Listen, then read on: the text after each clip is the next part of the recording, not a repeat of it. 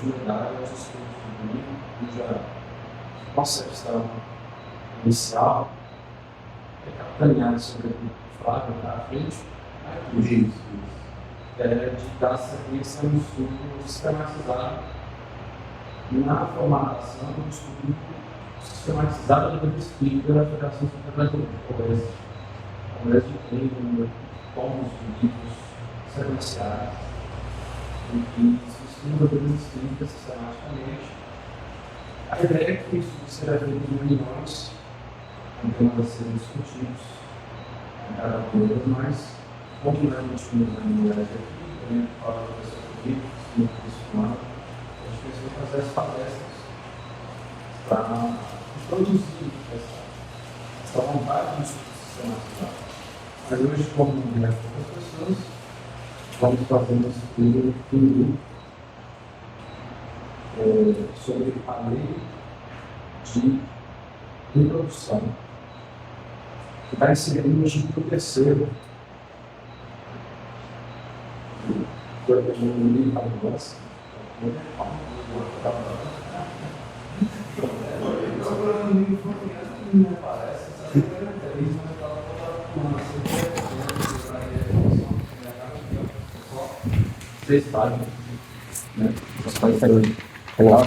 Não estava chegando.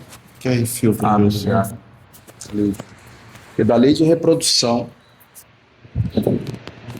que toca em uma série de temas fundamentais e muito importantes, muito caros, no que diz respeito ao aspecto moral, ao tema do casamento, por exemplo, que é explicitamente abordado nesse capítulo, celibato e sexualidade, consequentemente. Temas que não sempre são enfrentados com a devida honestidade no meio espírita, mas que, pelo menos no meu sentir, vêm sendo crescentemente trabalhados por palestrantes e por estudiosos da sexualidade à luz da doutrina. Isso tem enriquecido muito o cenário. Eu lembro que quando eu era estudante universitário, eu perlustrava assim, os corredores da biblioteca em campos totalmente distintos daquele que eu estudava. E certa vez eu parei num livro de biologia aleatório. O título era assim: Sexo, Morte e Kefir. Era o nome do livro. Kefir é um tipo de bebida fermentada. Então o título era meio estranho, eu nem sabia o que era kefir na época. E a autora era Lynn Margulis, eu nem sabia que ela era famosa, eu vim saber depois.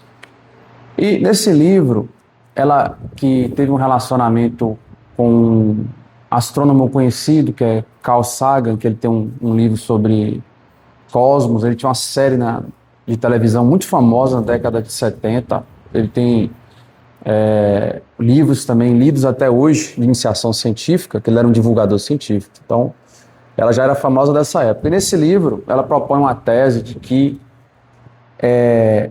com o sexo nasceu a morte.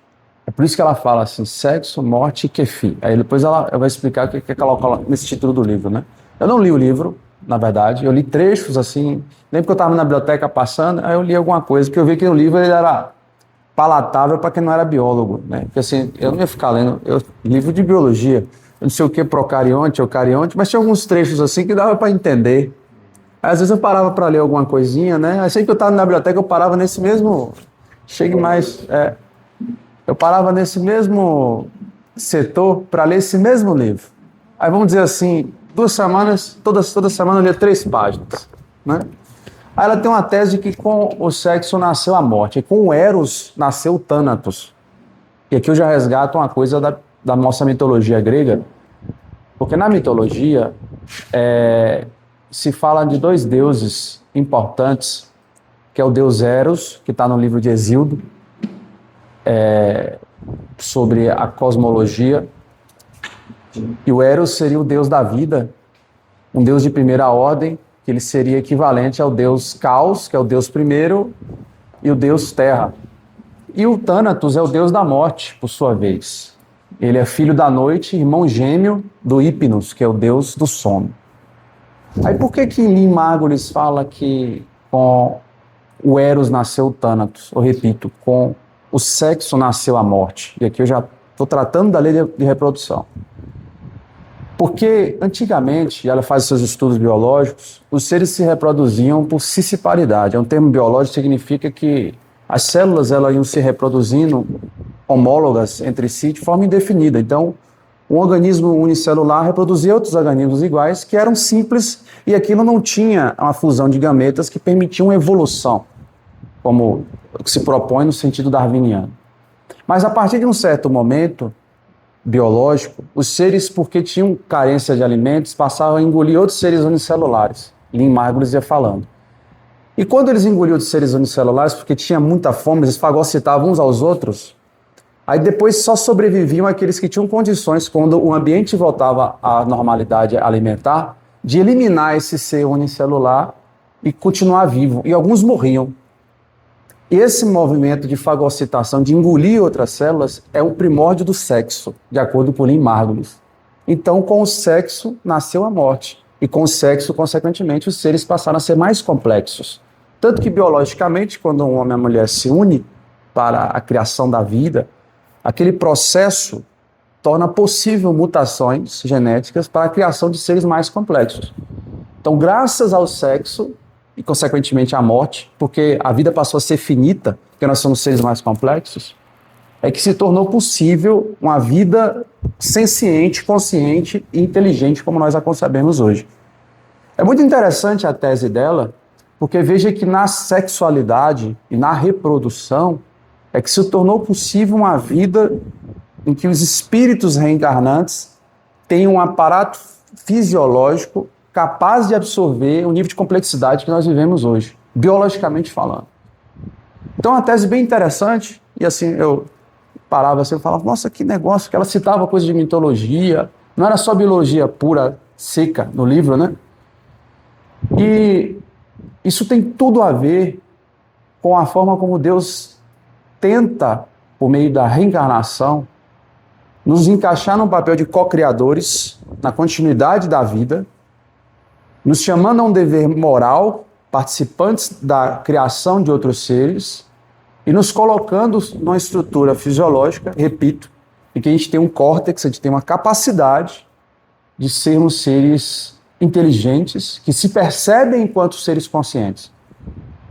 Então isso biologicamente é uma ruptura, um movimento que permitiu a forma de vida em que vivemos hoje. E a lei de reprodução, que ela está encaixada num conjunto de outras leis, porque o Livro dos Espíritos ele não é um livro assistemático. Tem um espírita, ele é pouco assistido, alguns de vocês devem conhecer, imagino, que é Cosme Massi, né? Não sei se vocês já viram, ele é muito purista assim, em termos de estudo kardeciano.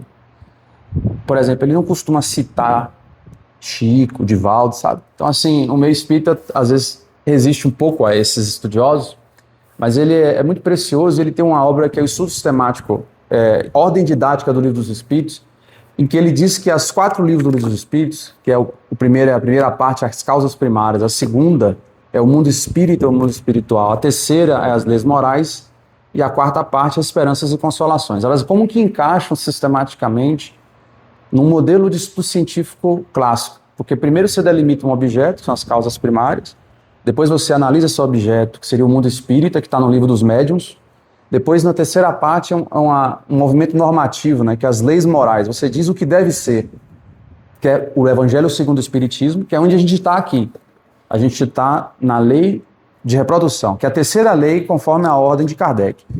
E a quarta parte seria Esperanças e Consolações, que está o livro O Céu e o Inferno, que diz respeito com as punições, as consequências do que se faz, e que envolve as consequências de um conhecimento. Então, objeto, análise do objeto, movimento normativo e as consequências de um estudo. E aqui a lei de reprodução, ela é colocada como uma lei moral. Porque, evidentemente, que ela tem um componente biológico, que os seres eles se unem e geram a vida, mas há um aspecto moral, porque ele deve ser exercido sob certos padrões para a felicidade humana. E é isso que a lei de reprodução visa colocar. Tanto que no capítulo, Kardec já encaixa assuntos como casamento e celibato, e poligamia, e que envolvem, evidentemente, a discussão sobre família, ainda que a família esteja mais trabalhado num trecho sobre a lei de sociedade, nas questões 700 e pouco em diante. Mas aqui a gente pode partir para o estudo da questão da família também. E a lei de reprodução, como ela está colocada por Kardec aqui, ela envolve uma série de temas muito interessantes. Antes de chegarmos ao aspecto mais reflexivo, que até um domingo pede, eu estava até pensando hoje, Clídio, que domingo pede muito assim, eu acho que um estudo muito reflexivo. Acho que domingo é um dia meio, né? Assim, ele traz essa necessidade, mas esse texto da lei de reprodução, ele traz alguns temas que são mais analíticos, até estatísticos, que envolvem questão de população do globo, mas questões reflexivas e morais como casamento e família. Por exemplo, Kardec inicia aqui a pergunta da seguinte maneira: a reprodução dos seres vivos é uma lei da natureza? Ele, evidentemente, sem reprodução, o mundo corpóreo pereceria. E o mundo corpóreo é uma condição para a evolução. Aliás, na Laptio Domini de Kardec, lá em Père Lachaise, que é o cemitério onde ele foi enterrado, fica em Paris, está a frase lá lapidar, né? Que é assim, nascer, morrer, renascer, ainda tal é a lei. Porque sem a reprodução dos corpos não haveria renascimento, não haveria reencarnação, não haveria nem nascimento, ainda que se parta da pressuposto da unicidade da existência. Então os corpos têm que se reproduzir, isso é uma lei da natureza, tanto que o impulso sexual reprodutivo, ele é algo atávico, para usar aqui uma nomenclatura de natureza assim, junguiana, né? Porque a gente tem uma pulsão erótica, e Freud usa essa expressão, a pulsão erótica, que é incontrolável. A não ser que a pessoa tenha algum embotamento, que se diz frigidez, vamos dizer assim, até uma nomenclatura um tanto quanto antiquada. Eu estava conversando com um psicólogo, ele falou assim, cara, esse termo foi abolido da psicologia, né? Não se fala em frigidez mais, nem histeria, essas coisas, mas se dizer assim, a pessoa tem um embotamento das faculdades sexuais, que é um quadro encarado pela medicina como patológico. Se a pessoa tem um embotamento que ela não consegue desempenhar essas faculdades sexuais a ponto de nem pensar nelas, ele está doente, ele precisa de tratamento, aquela pessoa. Um tratamento psiquiátrico, às vezes um tratamento físico, fisiológico, para que ela possa desempenhar essa pulsão erótica, vamos assim dizer, que é inerente à nossa condição. Então, a lei natural, ela exige a reprodução dos seres. Para que haja continuidade, Deus colocou isso como uma necessidade natural. Então, assim, olha, vocês não vão conseguir fugir disso. Tanto que, assim, até Paulo fez a escolha pelo celibato, né? Está lá em Coríntios, ele escreve as cartas aos Coríntios, eu gosto quando ele fala assim no capítulo 7, ele diz assim, olha, quem puder seguir essa prescrição, que siga, mas é melhor casar-se do que abrasar-se. No sentido assim, olha, e até aqui eu volto a outra frase, antes de continuar o raciocínio paulino, Jesus em Mateus, lá no capítulo 19, ele diz assim, eunucos, o que é eunuco? Eunuco é aquele que não, assim, no sentido fisiológico, seria que ele não tem os seus órgãos sexuais, né? Foi a pessoa que fez uma ablação peniana ou da sua genitália, tá? Jesus diz assim, eunucos que são eunucos porque vieram assim do ventre da mãe. Jesus que fala. Há eunucos que se fizeram eunucos por outros homens. E há eunucos que são eunucos pela sua escolha. Quem puder assim fazer, que faça. Jesus fala. Está lá, no capítulo 19 de Mateus. E aí, voltando a Paulo, melhor casar-se do que abrasar-se, porque Paulo sabia que isso era uma coisa que deveria ser do âmbito da autonomia moral do indivíduo.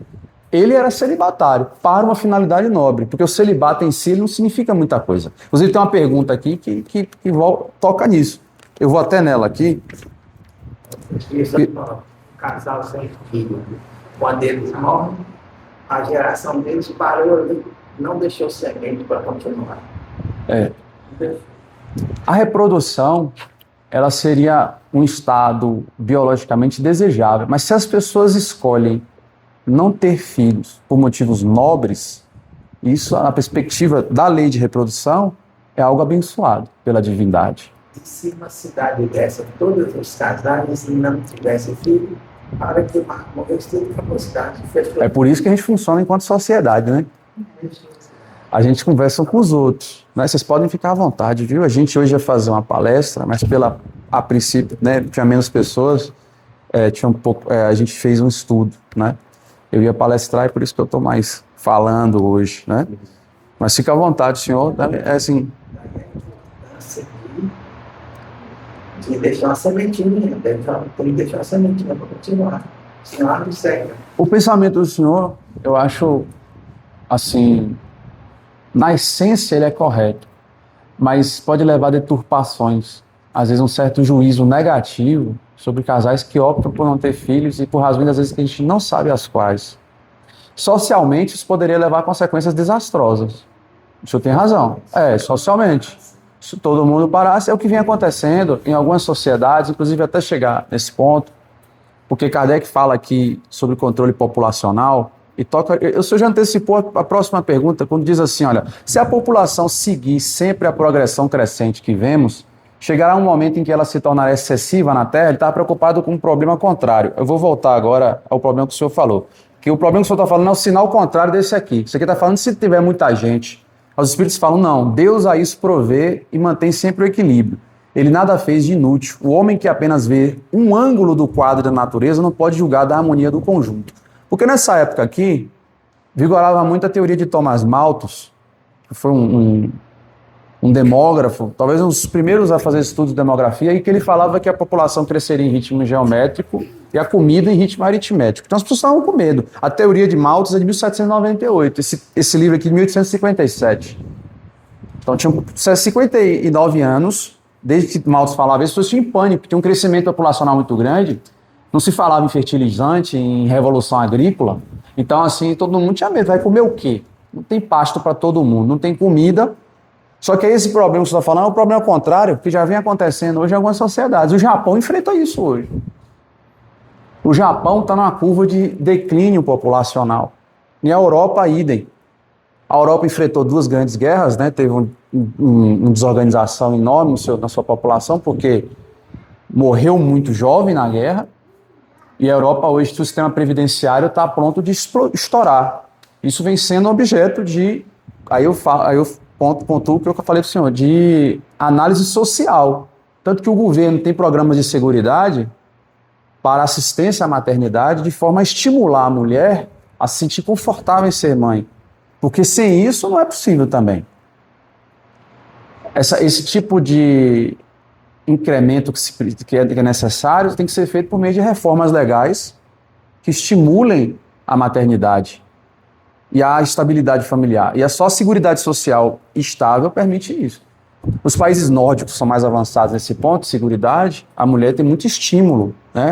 A licença maternidade de lá pode chegar a 12 meses e fica em home office ainda, justamente para você facilitar a concepção. Agora você tem sociedades liberais em que a mulher é muito exigida profissionalmente e que as famílias estão desorganizadas, porque não tem como você garantir uma criação qualitativa nos primeiros meses de vida.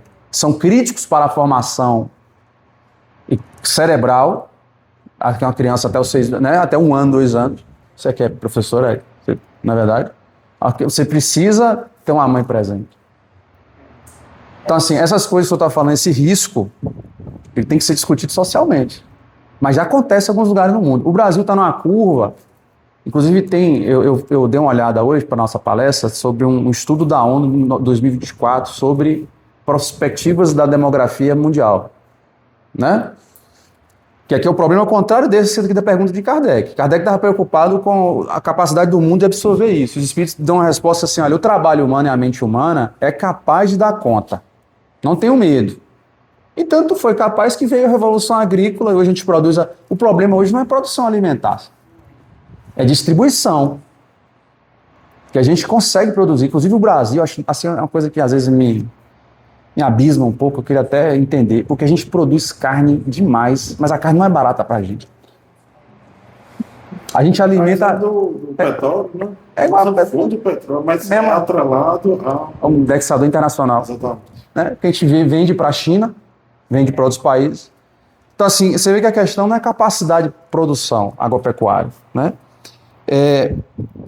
E assim, essa estatística da ONU de 2024, voltando aqui a ela fala que o mundo vai ter 10,3 bilhões de pessoas em 2080. Hoje a gente está em 8,2, né? Então, assim, daqui 54 anos, é isso? Né? 54 anos. Daqui 54 anos, teremos esse ponto. E o Brasil está numa curva que a gente não chegou ainda na nossa maturidade demográfica, não. Né? Então, assim, a pátria espiritual de Ismael, né? Vamos dizer assim, né? Como está lá em Brasil, coração do mundo, pátria do evangelho, a gente tem muita capacidade ainda de receber muitos e muitos espíritos reencarnantes. Um outro país, só uma curiosidade, que vai ser muito populoso que se fala, é a Nigéria, né? Assim, vai ser um dos países mais populosos, acho que o quarto, o terceiro, uma coisa assim. Né? E outros já estão na sua maturidade em declínio. Né? Questões de costumes, na Europa, a pílula anticontraceptiva tem uma consequência disso aí também, a mudança de costumes. As famílias hoje não estão tendo tantos filhos, né? Nesses países, essa preocupação que o senhor está falando aí, que envolve uma preocupação espiritual, porque os espíritos precisam de corpos. As pessoas têm que se reproduzir, inclusive, para receber a parentela espiritual. Como é que vamos receber a nossa parentela espiritual? Eles têm que reencarnar. Tem que reencarnar.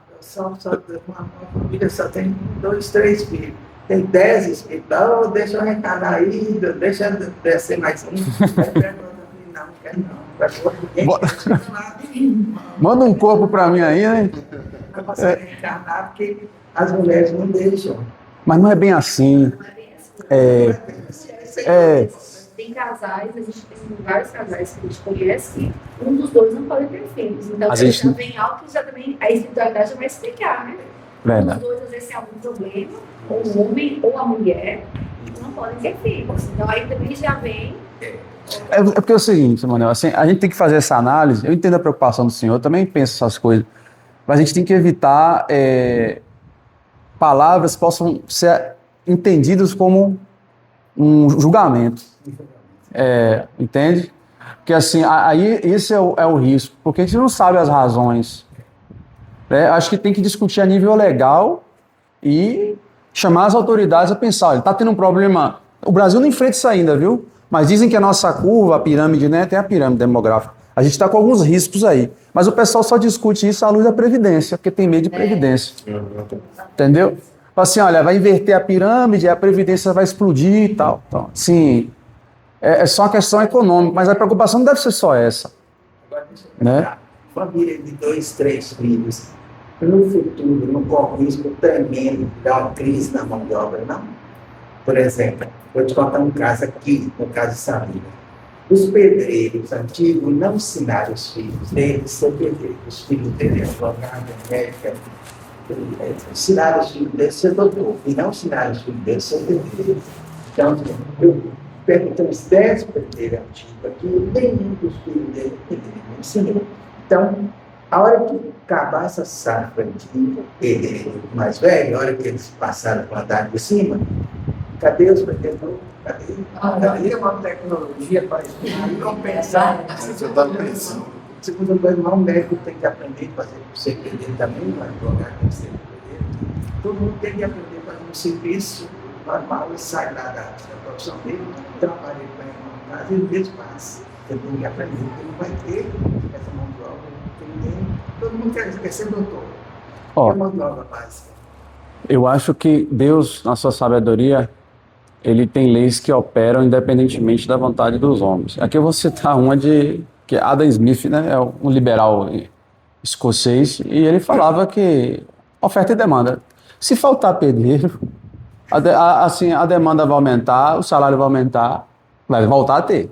Eu acho que existem leis econômicas que operam, né, independentemente da ação humana, que é essa busca pela melhor situação, né? Tentando responder um pouquinho do que o senhor colocou. Mas voltando aqui ao nosso ponto, Kardec discute nesse capítulo também, a gente está na lei da reprodução, quem chegou depois, viu? Que a gente está na lei da reprodução. Ele discute sobre a sucessão e aperfeiçoamento das raças. Aqui antes uma nota de rodapé. Quando Kardec fala a palavra raça aqui, o que vocês entendem? Queria que vocês falassem assim, é uma palavra perigosa, o que vocês acham? Porque veja que esse livro é 1857. Ele está falando em raça. A cultura de cada população, a tendência que tem na formação dele também. Acho que é bem por aí, bem por aí.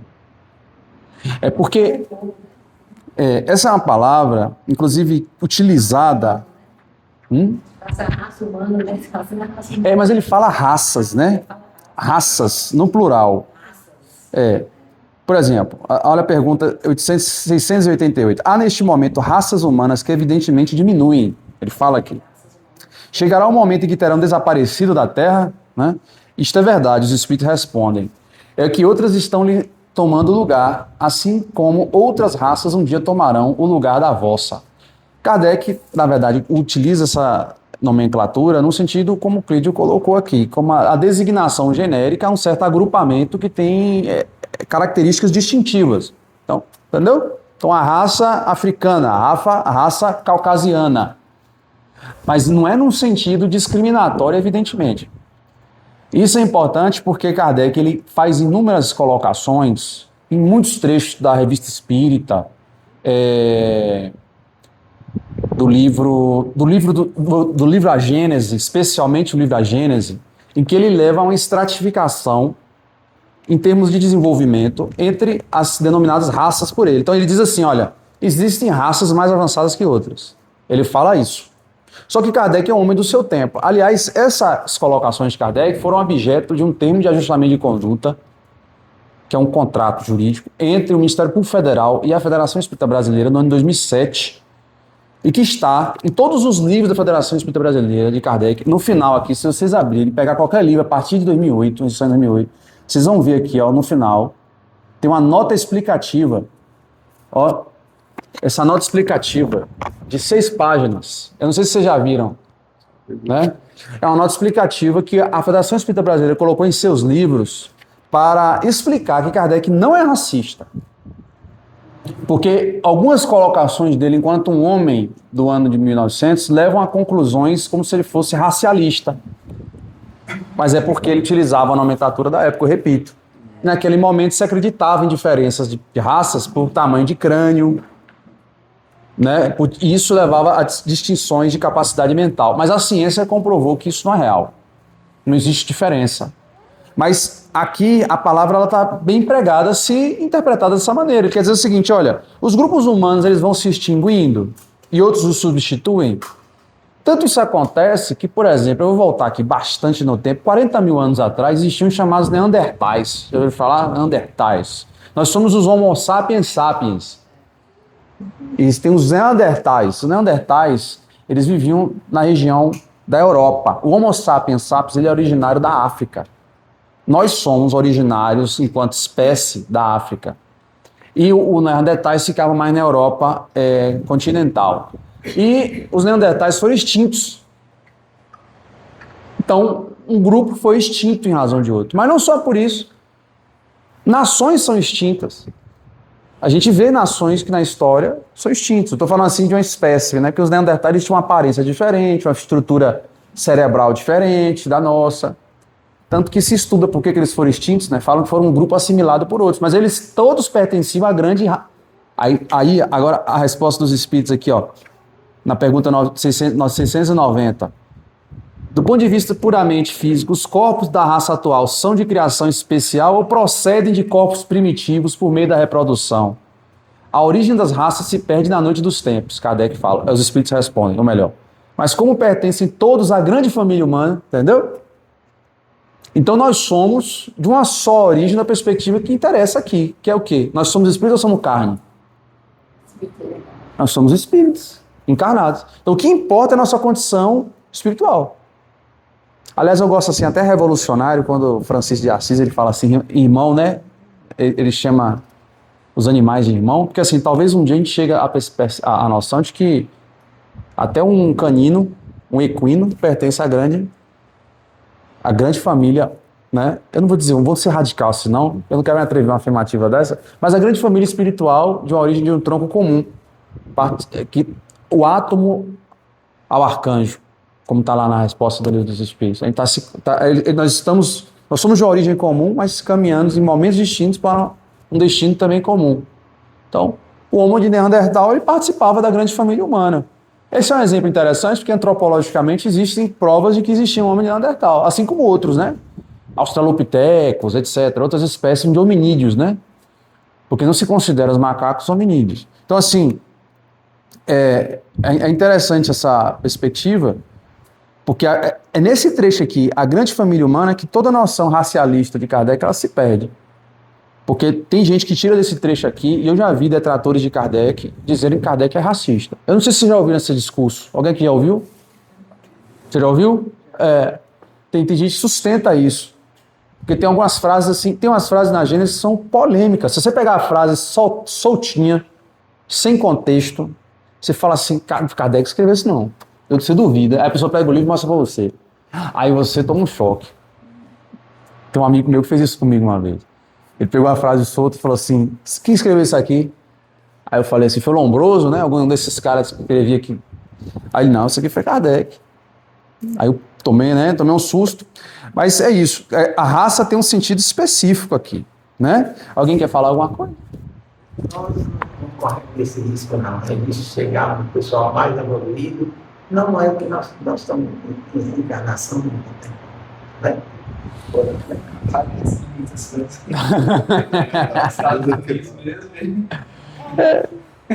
gente tem, talvez pode ter um pouquinho de mas sendo isso, a gente tem uma missão ou uma responsabilidade espiritual pelos nossos filhos.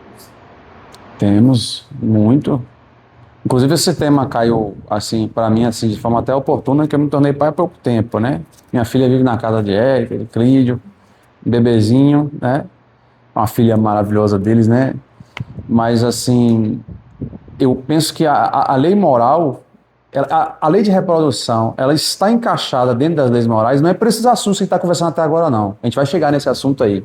É porque está na ordem, a gente vai chegar na questão do casamento e família. Justamente porque temos uma obrigação, enquanto co-criadores, de guiar o processo. Porque o corpo não produz corpo. O corpo produz corpo, o espírito não produz espírito. Então são espíritos produzidos por Deus, vamos dizer assim, originários da divindade, mas colocados nas nossas mãos pela reprodução dos corpos. Nós temos um dever moral de guiá-los, somente nesse momento em que há a infância, em que eles se fazem maleáveis às instruções que os espíritos nos dão. Os espíritos encarnados, né? Inclusive, tem um trecho aqui do Livro dos Espíritos que fala sobre a infância.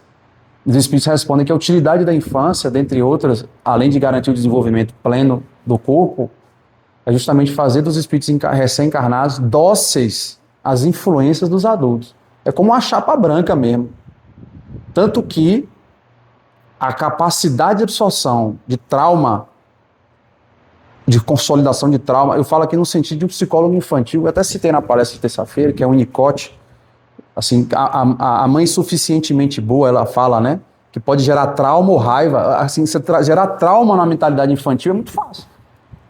Pelo abandono, por uma palavra, aquilo é uma chapa branca que você plasma aquilo ali. Aliás, todos nós aqui temos condições, se revolvermos o passado, tem situações que a gente não esquece, de palavras ditas quando a gente tinha 7 anos, a gente está buscando um abraço até hoje naquele momento e a gente não achou. Então, assim, além da perspectiva da psicologia infantil, né, que são mentes de informações, do espírito imortal, esse dever se incrementa mais ainda, porque nós temos a parentela física e a parentela espiritual, como está no capítulo 14. Então, esses espíritos são da nossa parentela espiritual. A gente vai chegar mais nesse tema, que é o tema mais interessante, né, assim, pelo menos para mim, desse capítulo, né? Mas antes eu precisava só fazer essa introdução. Por exemplo, uma criança, você pega ela, vai cuidando, pelo 18 anos, formou e tal, agora está pronto. Missão cumprida. Agora é sua conta. Tem uma idade, até quando os pais têm uma certa responsabilidade pelos filhos, depois exercem essa responsabilidade, joga tudo nas costas dele e deixa ele tocar em frente. Seu Manuel, eu diria para o senhor que não. Do ponto de vista espiritual, não. Legal, sim.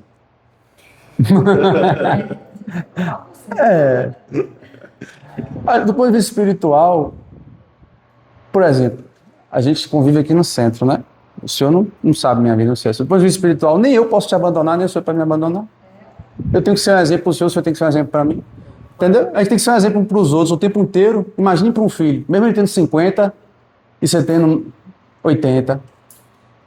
Você tem que ser um exemplo para ele ainda. Você tem que ser um exemplo para todos. Vamos dizer assim, porque nós temos um dever recíproco, nós somos reciprocamente influenciados. E outra coisa, um homem de 50 que tem um pai de 80, o que o pai de 80 faz ainda dá efeito nele, viu? Porque meu pai até hoje não perdoa meu avô, porque meu avô fez uma tatuagem, assim, só para dar um exemplo bem banal, meu avô sempre censurou a tatuagem, ele fez uma tatuagem, e aquilo ficou na cabeça do meu pai assim, meu pai já era velho, 60, eu falo, pai, você 60 anos, você está preso na tatuagem do meu avô, ele não consigo perdoar isso. Não, assim, só para dizer, né? A mente de um homem assim, Como é importante a vida tem que estar assim, ligado mesmo. É um elo mesmo, é um cordão político mesmo. Pai, filho, a família todinha, tem um momento que cada um partindo assim mesmo, parte. Ainda fica aquela sintonia que leva, né, espiritual. Então tem, né, assim, espiritualmente, né? o dever não acaba nunca. Inclusive a literatura espírita fala o quê? Nos livros de André Luiz? Que nem quando morre. Ainda fica o elo aí. Você pega os 13 livros de André Luiz, A Vida no Mundo Espiritual, é sempre a história de uma mãe tentando resgatar um filho, um pai tentando convencer uma filha, né?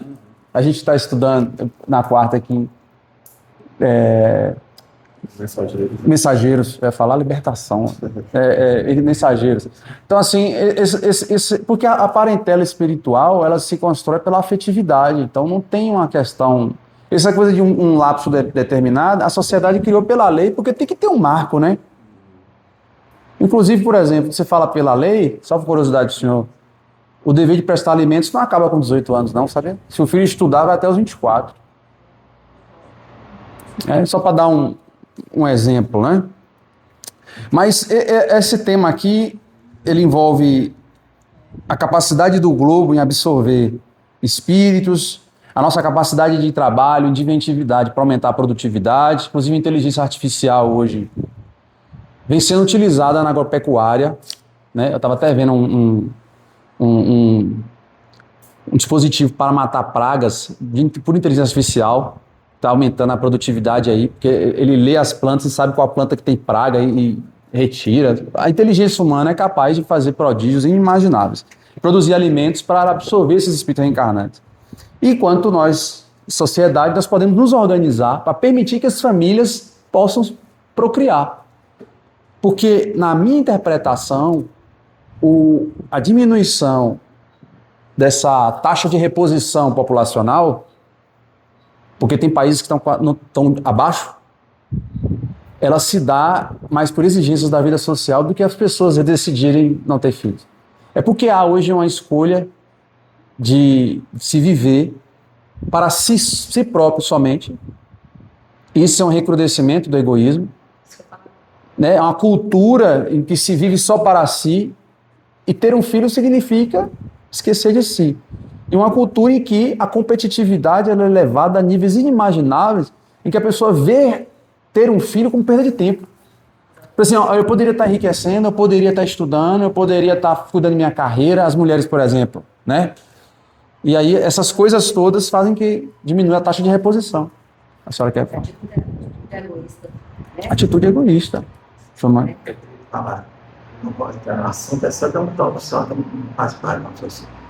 Quem quiser saber uma curiosidade, entra para o assim, país lituano e ver como que é a sociedade lituana. Não dá para entrar aqui, mas você sabe o que acontece lá. Eu vou olhar e depois eu vou passar com o senhor. Eu vou olhar. É que nasceu mais mulheres do que homens. Criou um desejo incrível. Tal ponto que arrumou um namorado lá e ganhou uma moça arrumou um namorado lá e acertou na Mega Sena.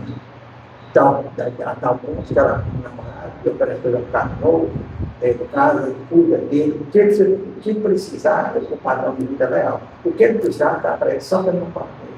Dá tudo para ele. É como se acertar no poder. Ou o cara arrumou um namorado, acertou na Mega Sena. A China praticou isso, né? A política do filho único de Mao Tse Tung. Lá deu problema gravíssimo. Inclusive, Kardec fez a pergunta também. Kardec era antenado, né? Olha, pergunta 700. A igualdade numérica aproximada entre os sexos é um indício da proporção em que devam unir-se? Né? Sim, porquanto tudo na natureza tem um fim. Então, normalmente, as populações têm números de homens e mulheres que são razoavelmente proporcionais. Aí os espíritos depois respondem que isso, inclusive, é uma indicação de que a poligamia, né, que inclusive é vamos assim dizer, uma queda da qualidade moral da vida, ela está proscrita pelas próprias leis da natureza, porque se fosse para se vivenciar a poligamia, como que o sexo seria de numeração igual? Não poderia ser. É a proposta que Kardec faz na pergunta 701, que é a pergunta seguinte. Deixa eu falar, a espiritualidade, ela controla isso no vida da maneira, por exemplo, é uma família que tem três meninas. Aí ela falou, a próxima família vai ter que nascer 3 homens, porque senão vai faltar para ficar. Ela consegue controlar milhões de pessoas no mundo. Será que eles conseguem, sim, para deixar? Ali na casa dela nasceu 3, tem 3 meninas. Agora tem que nascer a outra família, não pode. Tem leis que Consegue controlar isso, para combinar isso, para dar certo. Tanto o homem quanto a mulher. Tem uma pergunta aqui que diz assim que o homem não consegue ver o quadro da natureza, né, por inteiro. Então ele não consegue julgar a harmonia do conjunto. Eu li isso aqui na estante. A gente não consegue ver as coisas de cima. Isso aí para Deus é a coisa mais fácil que existe. Ele já criou leis que já estabelecem isso. Quando vai formar ali o zigoto, né, que é a junção do espermatozoide com o óvulo, é o espermatozoide que escolhe o sexo, vocês sabem, né? Sorteado. Então a quantidade de espermatozoide já está mais ou menos par e par. Ou XX, XY.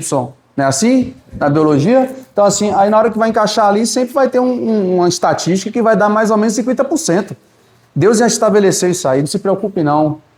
Já está na ponta da caneta de um gestor de recursos humanos. Que ele... entendeu? Automaticamente já está acontecendo. Já está acontecendo. Esse gestor, ele é bom. O homem é bom. Entendeu? Ele já botou na canetinha lá, ó. Deixa o homem trabalhar. É uma lei da natureza que já está operando, a gente não precisa se preocupar. Tanto que, aliás, isso foi um objeto de reflexão no livro Evolução em Dois Mundos. Hoje eu estava também vendo isso, porque pergunta a André Luiz, né, o espírito, que é Evolução em Dois Mundos é um livro psicografado por Chico, né? Se a gente poderia chegar ao ponto de intervir na escolha dos sexos. E André Luiz disse que sim, que um dia haverá tecnologia para isso. E hoje já tem biotecnologia que faz isso. Mas isso é eticamente questionável. Inclusive na Lei de Biossegurança Brasileira, que é uma lei de 2005, isso é uma prática proscrita, é proibido fazer isso. Mas se você for nesses médicos especialistas em natalidade, eles têm técnica para isso. Aí André Luiz disse que isso, se fosse operacionalizado, levaria a um quadro caótico. Então tem papel de co-criador do homem que ele não deve entrar. E esse é um deles. Para que você quer gerenciar se vai ser XX ou XY? Você não tem nada a ver com isso, já foi pensado, né? Então assim, essa estatística mais ou menos equivalente, que já existe independentemente da nossa vontade, ela já é realizada por Deus, né? Uma casa nasceu só uma menina, não significa que Deus errou. A casa das 7 mulheres. Vai ter das 7 homens depois. E é isso. O equilíbrio. Meu sogro teve 4 mulheres. 4, só mulher. Mas vamos seguindo aqui agora. Inclusive, é uma pergunta que toca um pouquinho do que a gente está falando. Sei que um assunto vai se encaixando. As leis e os costumes humanos que têm por fim ou por efeito criar obstáculos à reprodução são contrários à lei da natureza? Os espíritos dizem que tudo o que entrava a marcha da natureza é contrário à lei geral. Então pensa assim, então contracepção é contrária à lei geral? Foi a pergunta que eu me fiz ao ler essa resposta.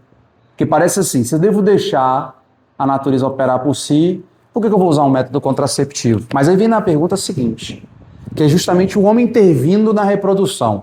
Deve o homem intervir na reprodução? E os espíritos, eu vou resumir porque a resposta é mais ou menos grande, né? Mas os espíritos, eles dizem que tudo depende da intenção. Se faz esse controle com a intenção de se permitir a evolução moral e a contracepção que permite a comunhão plena de vida entre um casal para o desempenho de suas faculdades sexuais, porque eles estão casando-se e não abrasando-se, vamos dizer assim, isso não é uma evolução moral?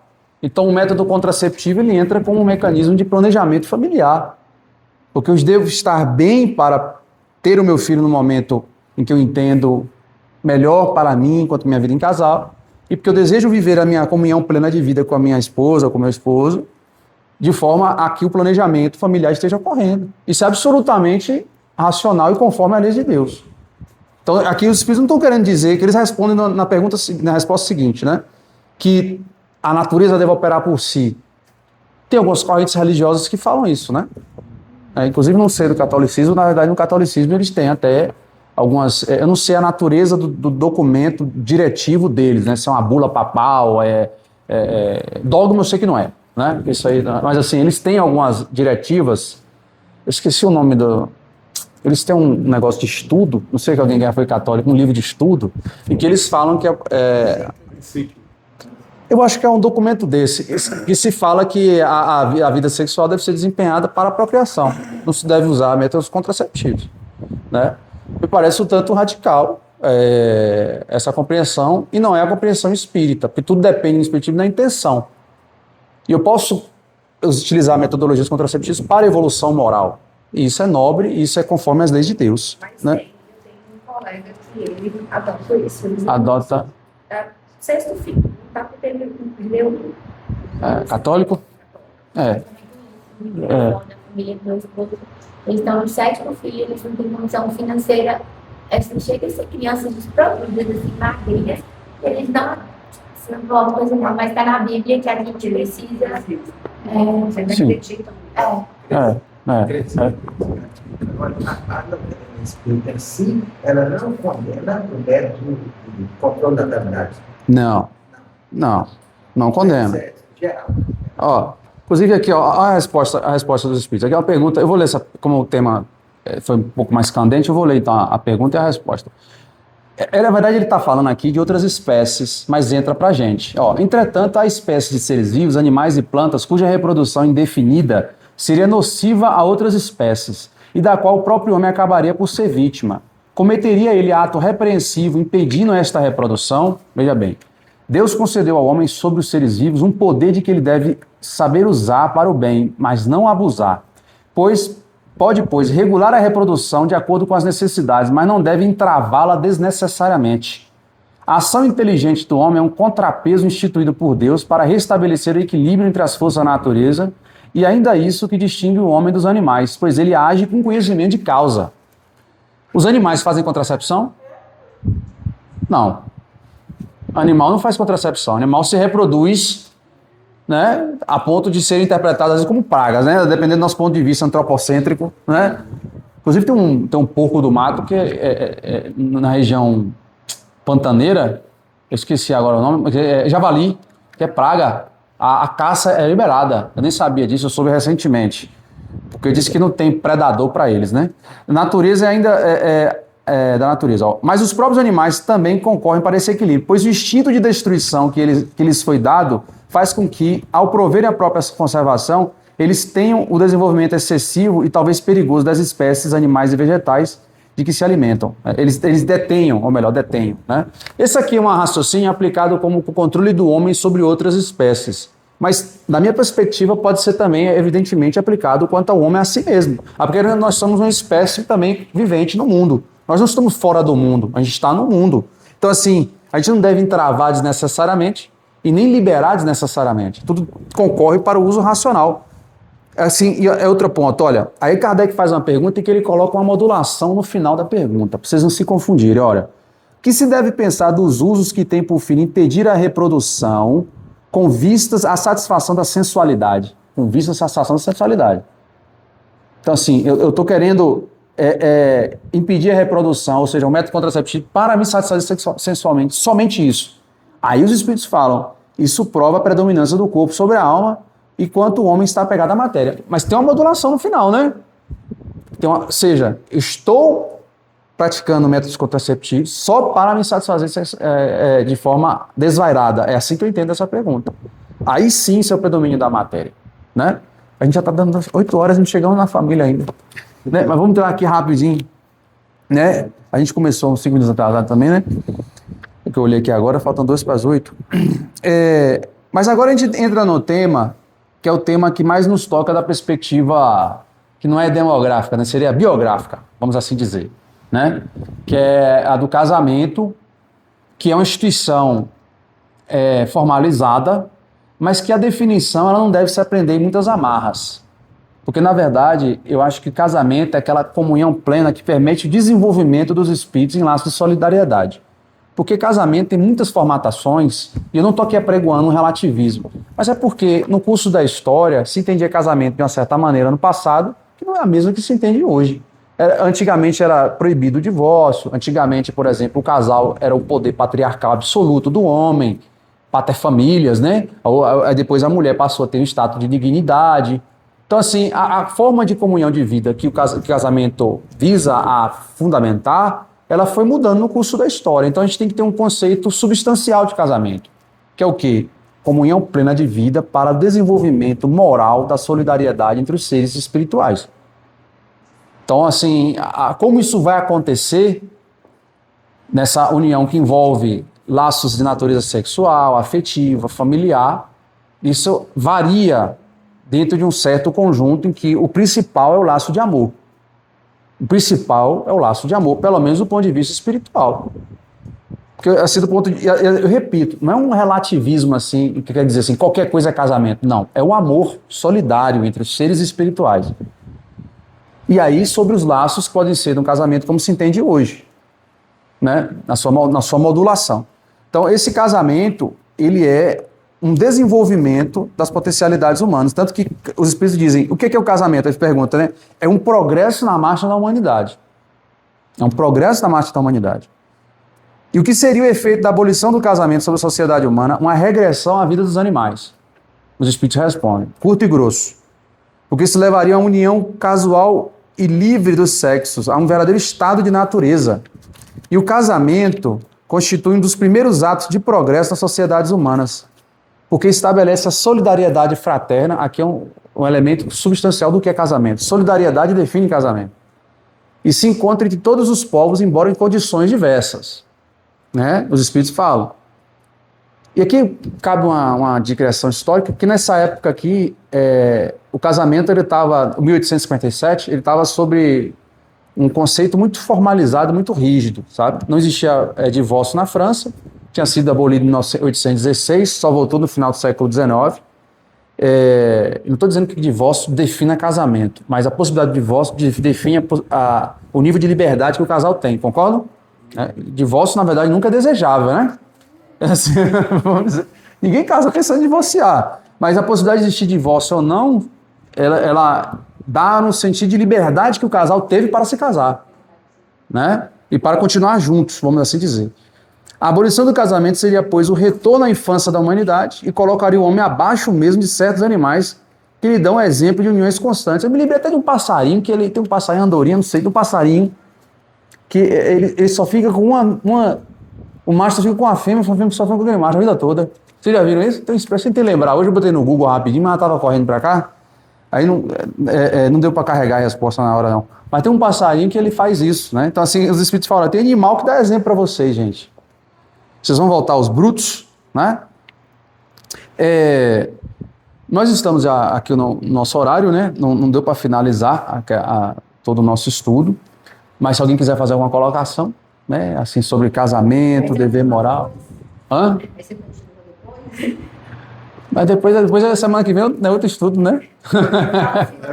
Na próxima sua, você continua dando. Vira um tema de palestra, né, da terça-feira.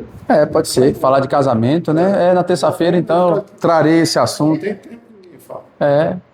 Eu trarei esse assunto.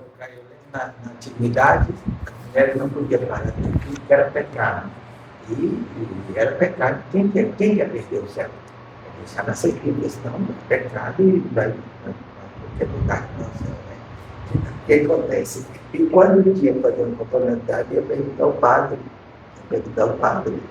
Ô padre, eu estou com problema no coração, ele falou que não posso mais engravidar, tem que chorar. Aí o padre deu tanto conselho para ele, é um pecado, mas você vem de reza, dá da Maria, do Pai Nosso e tal, que aí era pecado, verdade. E que não podia ter. Não é da sua idade, não, né? Não é da sua idade, do pecado. Mas a gente já. Essa nossa tese.